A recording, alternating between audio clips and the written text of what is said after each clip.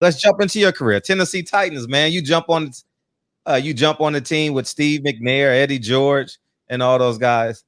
Take us through your first couple seasons. Your rookie Jeff Fisher, Oh, you know, yeah. yeah, Walk us through your yeah. I rookie mean, year. I'm sitting here like kind of, I'm over here like starry eyed. Uh-huh. Uh, seeing like Javon Curse, Kevin Carter. You got Steve McNair, Eddie George, Derek Mason, Frank Wycheck. I mean, Samari Roll. You got all these like stars, and then to hang out with them, it was just cool. They were kind of like big brothers that kind of get you right, and like me or Keith was already there. Keith Bullock was one of my best friends. He was already there, but like the year I came in is the first year he started, Mhm. and I mean, for us just to kind of grow together like that was awesome. I mean, this is like it's like a brotherhood, like not like any other team. I mean, like we were like a really close knit team, you Mm. know. Yeah. Who did you? Who So inspired I you? mean, like other teams, it's not like that Hmm. for playing. Yeah, yeah. The teammate on the Tennessee Titans that you drew from, since you didn't know, since you were a rookie. I mean, all of them kind of take you under their wing as like a little brother and stuff. Take care of you when we go out and all that stuff. I mean, they're all like big brothers, but I mean, the way they respected you if you went out there and worked. That you ain't just candy, you ain't soft.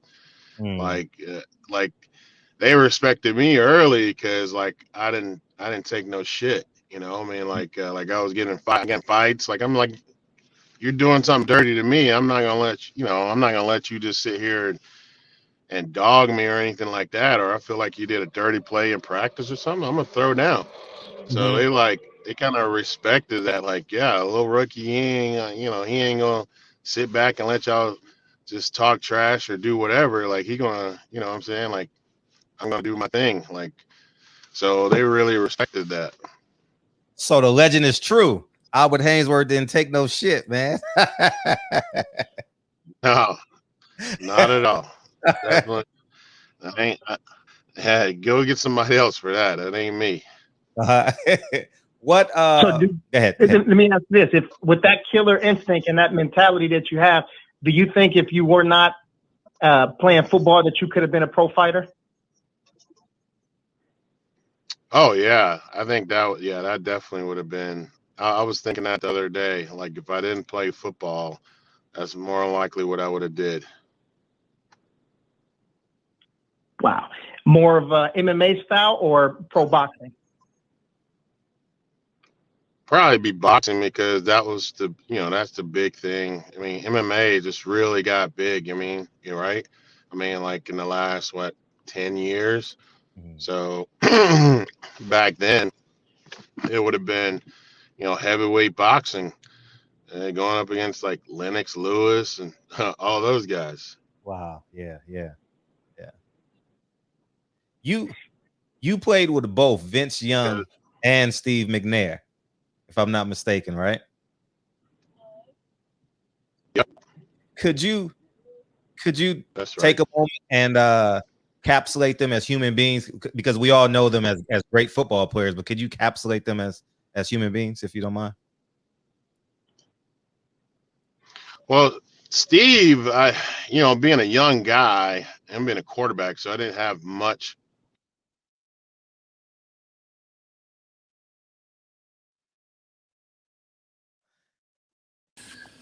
Sorry about that. I got a call.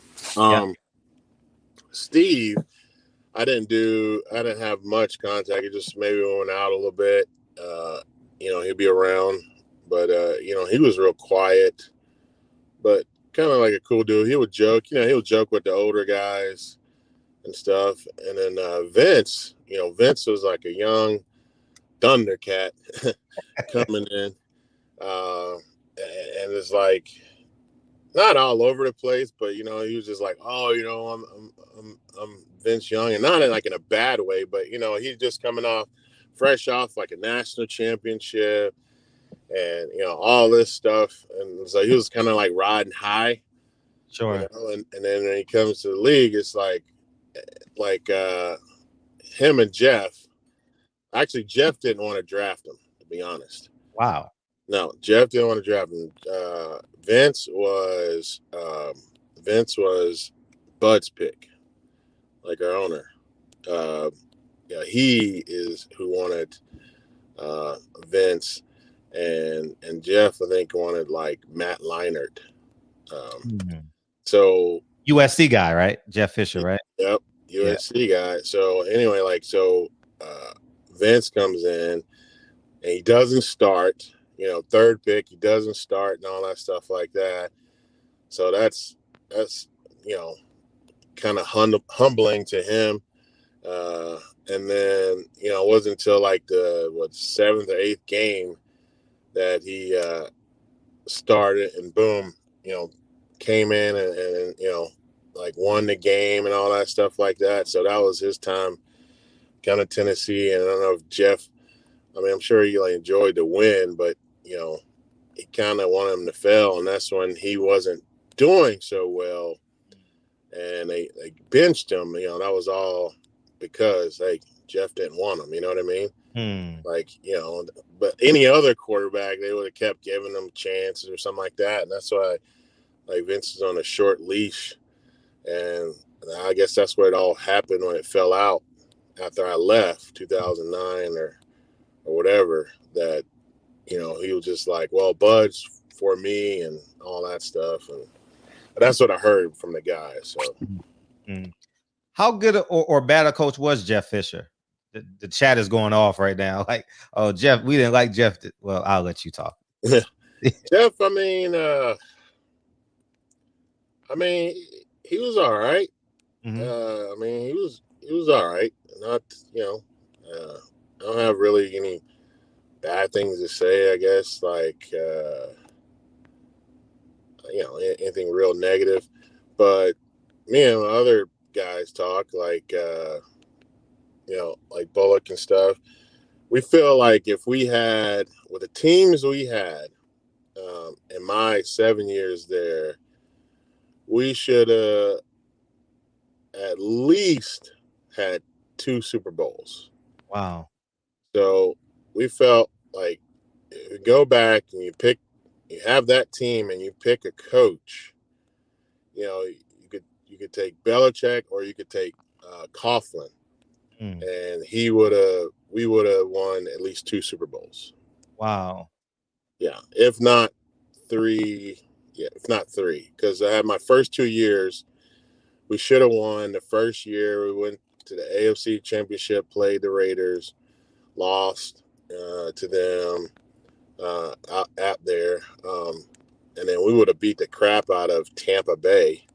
Yeah, and then the second year we're 12-4, and then we lose to the Patriots in the second round, and we were a better team, and then the Patriots won that Super Bowl. So, and then 13-3, my last year with the Titans, we had the number 1 defense, and all that stuff. Great year, and we lose, in the second round to the Ravens. When you hold teams averaging 10 and 13 points a game, and you can't win, right? That 13-3 year, our whole offense was CJ, and then in the playoffs, CJ sprained his ankle, and we had no offense. Right. So how can you win that game? You're in the playoffs holding a team to 13 points. Right. You're holding everybody down to that, everybody. Right. So it was, I think, if we had, this is what we agreed on. If we had other coaches like Belichick or Tom Coughlin, we'd have had 2 to 3 Super Bowls. Wow. Why were y'all so run heavy? Because it seemed like when y'all got Chris, what was his name? What was his name? Chris Johnson. Yeah, Chris Johnson, and you had Eddie George, and it seemed like with Steve McNair and Vince Young, you have the ability to do more than just hand the ball off. I mean, it's just a kind of a running team. We never, like, one thing, they're not going to pay a ton of players. Not going to, like, they're about building a team. They ain't going to bring in a bunch of free agents and stuff like that and have a team like that. So that's one thing. You're going to have to be on time with, if you want to pass the ball, you're going to have to be, like, great harmony with your quarterback and your receivers and everything like that. And we weren't like that. I mean, we had good receivers, but you weren't going to go out and like they got Randy Moss like at the end of the last year of his career.